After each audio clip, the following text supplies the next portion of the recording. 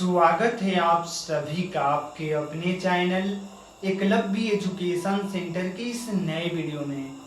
दोस्तों, आज की इस वीडियो में हम यह जानने का प्रयास करेंगे कि नवंबर के महीने में भिंडी की खेती करने का सही रणनीति क्या है, और इसके साथ साथ यह भी जानने का प्रयास करेंगे कि नवंबर में बोई जाने वाली भिंडी की टॉप 5 वैरायटी कौन कौन सी है, जिसकी खेती करके निश्चित तौर पर हम कम समय में ज़्यादा से ज़्यादा लाभ प्राप्त करने में सफल हो सकते हैं।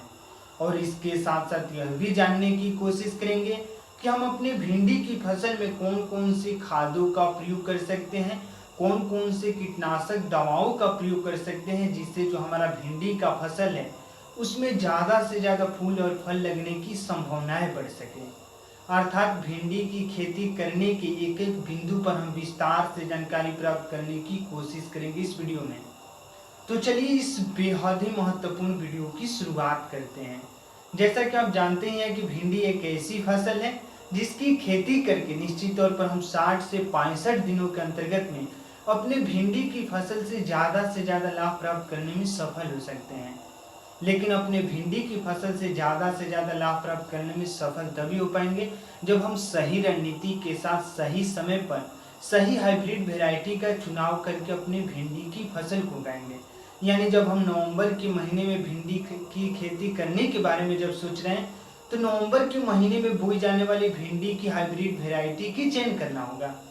तो आइए सबसे पहले समझते हैं कि नवंबर के महीने में बोई जाने वाली भिंडी की टॉप 5 वैरायटी कौन कौन सी है।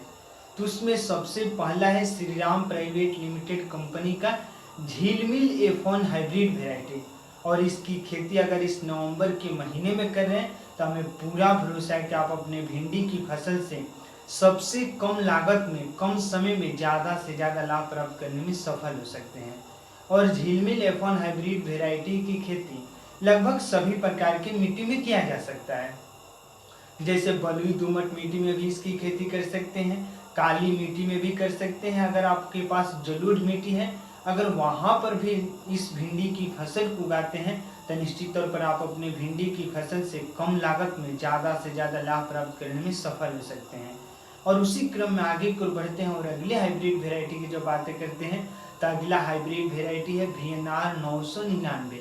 और VNR 999 भी भिंडी की खेती करने के लिए बेहद उन्नत किस्म का हाइब्रिड वेराइटी है और इसकी भी खेती नवंबर के महीने में निश्चित तौर पर किया जा सकता है।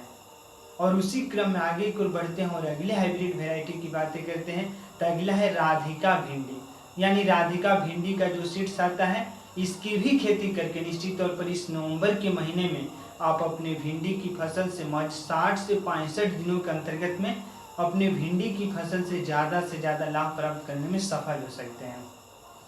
और आगे की ओर बढ़ते हैं और अगली हाइब्रिड वेराइटी की जब बातें करते हैं तो अगला है आर्का अनामिका और अर्का अभय।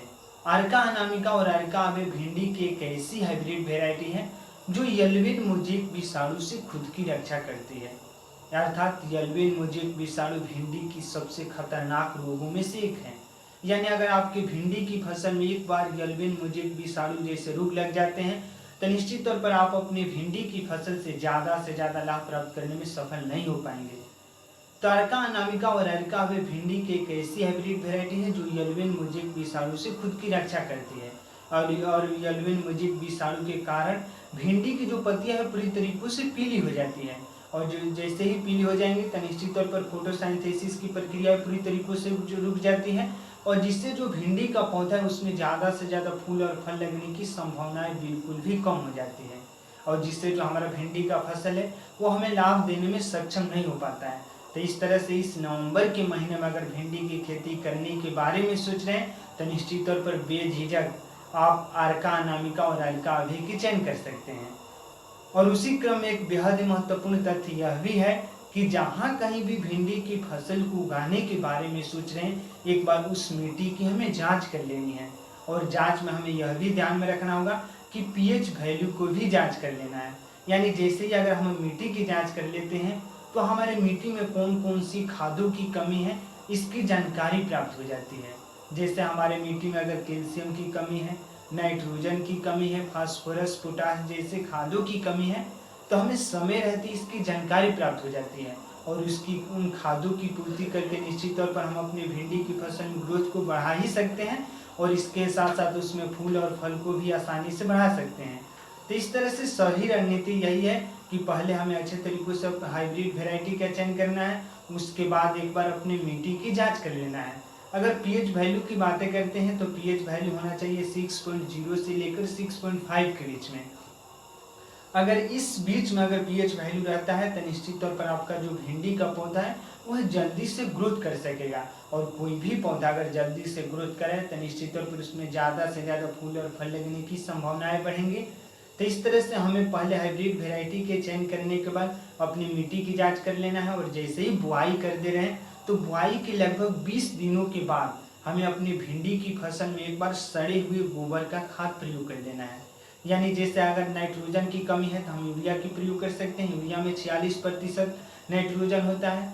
फास्फोरस और पोटास जैसे अगर खादों की कमी है तो यह सबसे महत्वपूर्ण भूमिका निभाता है कि पौधे की जड़ मजबूत कर देता है, पौधे में जो फल लगते हैं उसकी मतलब तैयार होने में मदद करता है। तो इस तरह से फास्फोरस और पोटास का भी प्रयोग करना है अपनी भिंडी की फसल में।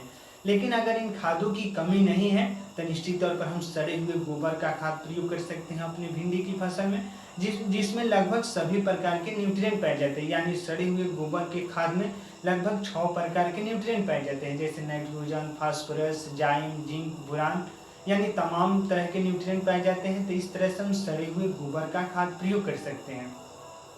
और इसके साथ साथ यह भी ध्यान में रखना होगा कि जैसे ही हमारे भिंडी के पौधे में फूल लगना शुरू हो जाए तो उस समय हमें एक बार सही रणनीति के साथ सही कीटनाशक दवाओं का एक बार स्प्रे कर देना है। अगर इन तमाम प्रयोगों को करते हैं अपनी भिंडी की फसल के उगाने के दौरान तो हमें पूरा भरोसा है कि आप अपनी भिंडी की फसल से सबसे कम लागत में सबसे कम समय में ज़्यादा से ज़्यादा लाभ प्राप्त करने में सफल हो सकते हैं। तो आज की इस बेहद ही महत्वपूर्ण वीडियो में बस इतना ही।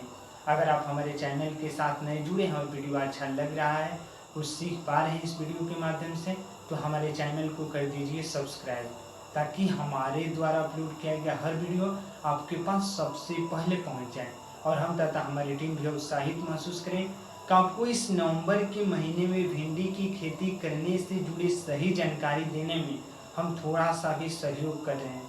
तो हमें दीजिए इजाज़त। धन्यवाद। Thank you.